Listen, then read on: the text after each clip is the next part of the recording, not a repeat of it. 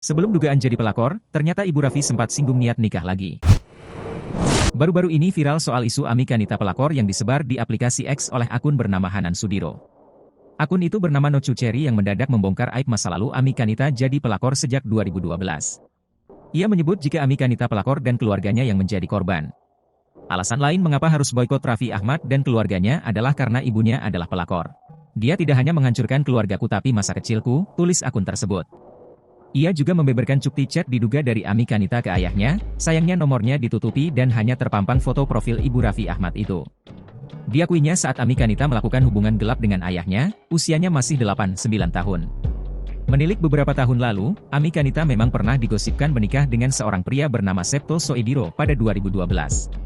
Septo kala itu masih berstatus suami sah perempuan lain bernama Soraya.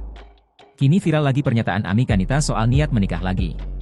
Melansir dari Kompas.com, Ami Kanita, ibu Raffi Ahmad, menyatakan bahwa dia tidak berniat untuk menikah lagi. Wanita yang dikenal dengan panggilan Mama Ami ini telah berstatus janda selama 15 tahun sejak suaminya, Munawar Ahmad, meninggal dunia pada 11 Juni 2006. Awalnya, anak bungsunya, Syahnas Sadikah, tidak memberikan persetujuan. Namun, kini Syahnas telah memberi izin kepada ibunya untuk menikah. Dulu nggak boleh, nikah lagi. Anak kesayangan kan aku. Kalau sekarang, boleh, ujar Syahnas dikutip Kompas.com dalam acara Kopi Viral di kanal YouTube Trans TV. Meski telah disetujui menikah lagi, Ami Kanita mengaku tak kepikiran untuk menikah lagi. Ia mengaku sudah bahagia punya anak dan banyak cucu. Ami Kanita mengatakan, selama ini tak ada lelaki yang berani mendekatinya. Apalagi setelah tahu Ami Kanita adalah ibu Raffi Ahmad, seorang artis terkenal.